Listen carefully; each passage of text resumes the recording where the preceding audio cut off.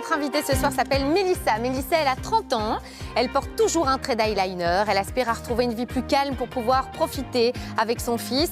Lors de son accouchement, elle a été victime de violences obstétricales. Pas facile à dire dans un seul trait comme ça. Elle vient de nous en parler et ce soir, c'est vous qui lancez l'alerte. Merci d'être là. Bonsoir à tous. Bonsoir Mélissa, on va d'abord voir une première image de vous, une image qu'on associe normalement au bonheur. C'était en 2017, vous étiez enceinte. Et puis une deuxième photo, celle qu'on a envie de voir aussi, c'est celle avec votre fils Lionel, qui va bien aujourd'hui, qui a 7 ans. Mais on va retourner au moment de l'accouchement qui a été très compliqué parce que vous avez l'impression qu'à ce moment-là, on a voulu aller plus vite que la musique. Je cherche une formule de politesse, mais on vous a imposé une épisiotomie. D'abord, est-ce qu'on peut définir une épisiotomie? C'est quoi? Alors, c'est le fait de couper dans le vagin pour pouvoir agrandir l'espace et que le bébé puisse sortir plus facilement. Le médecin va vous dire, le gynécologue au moment de recoudre, « Madame, j'ai visé un peu court pour l'épisiotomie ». Cette phrase est dingue, elle veut dire quoi? Techniquement, qu'elle a visé un peu court, oui. Donc elle n'a pas assez coupé alors? C'est donc ça. il y a eu une déchirure pour parler... Tout s'est déchiré à l'intérieur, à l'extérieur, oui. Mais parce que vous avez l'impression qu'à ce moment-là, on était pressé, on vous a pressé alors que c'était un moment important de votre vie? Alors, on m'a pressée déjà avant l'accouchement, c'est-à-dire qu'à ma visite précédente à mon accouchement, c'est-à-dire la veille, ce médecin a pratiqué un décollement des membranes sans mon consentement. Je n'ai pas su à ce moment-là ce qu'elle me faisait, ce qui a enclenché un travail sur un corps qui n'était pas prêt, un col qui n'a pas démarré. Et ça s'est terminé de manière dramatique pour moi. L'histoire aurait pu s'arrêter là, cette épisiotomie un peu compliquée, sauf que les dégâts, vous les portez encore dans votre chair aujourd'hui. On a listé certains des mots qui vous ont accompagné, infection, opération, allergie. Tout ça, c'est des conséquences de ce qui s'est passé ce jour-là? Oui, et là, j'ai envie de vous dire, c'est minime ce que vous avez repris. C'est des conséquences dramatiques dans le sens où j'ai perdu des acquis locomoteurs. C'est-à-dire que tout est compliqué pour moi. Votre petite chaise, c'est compliqué.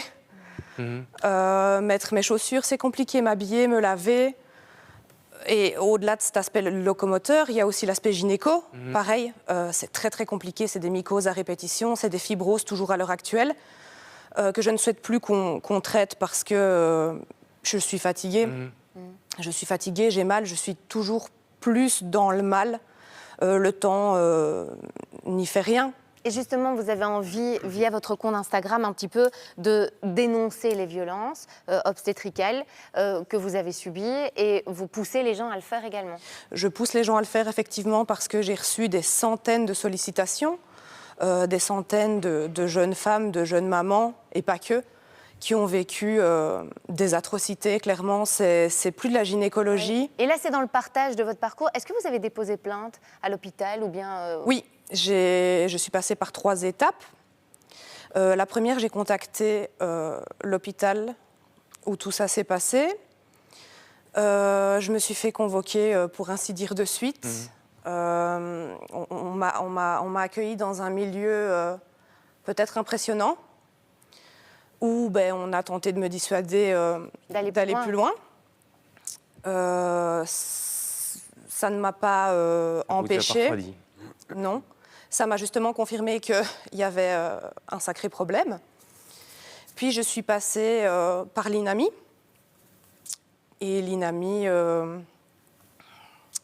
s'est moqué de moi, dans le sens où ils ont des protocoles à respecter, notamment de rencontrer un médecin expert. Ce combat que vous menez aujourd'hui, évidemment via les réseaux sociaux, mais aussi via les voies judiciaires. On aurait des tas de questions à poser ce soir. Je propose qu'on se concentre sur une question qui va nous amener vers vous, Florence. Que risque un médecin qui pratique ces violences obstétricales? Pour peu qu'il se retrouve devant un tribunal, et vous l'avez bien montré, c'est pas gagné, c'est très difficile de devoir prendre en charge les conséquences financières dues à l'acte qu'il a posé. C'est très très compliqué de déposer plainte. Il faut prouver que les conséquences sont dues à l'acte qui a été posé, qu'il n'aurait pas pu faire autrement. Quand elle parle d'épisiotomie, c'est très important parce qu'on estime que 8 à 9% des accouchements nécessitent une épisiotomie. Dans certains hôpitaux, il y a 50% d'épisiotomie parce que, vous savez quoi ? ça va plus vite et on peut mettre quelqu'un d'autre dans la salle d'opération. Ça, c'est une violence obstétricale. Un acte invasif qui est posé de manière non nécessaire, c'est une violence. Mais aller le prouver, réussir à aller devant un tribunal, c'est le parcours du combattant. Et je voudrais souligner votre courage, parce qu'il ne faut pas sous-estimer le courage de venir sur un plateau parler quand on a été charcuté de la plus intime des manières, venir sur un plateau télé pour en parler. Vous êtes utile, vous êtes super utile pour plein d'autres femmes et c'est très très courageux de votre part, merci. Et c'est pour ça qu'on voulait absolument vous entendre ce soir, Mélissa. Vous participez à la libération de la parole. On espère que cette parole, elle va encore résonner ailleurs et partout. On vous dit à très bientôt et courage pour la suite. Merci beaucoup. Merci à tous. Et embrassez votre grand garçon de 7 ans. Avec grand plaisir. Et on va vous donner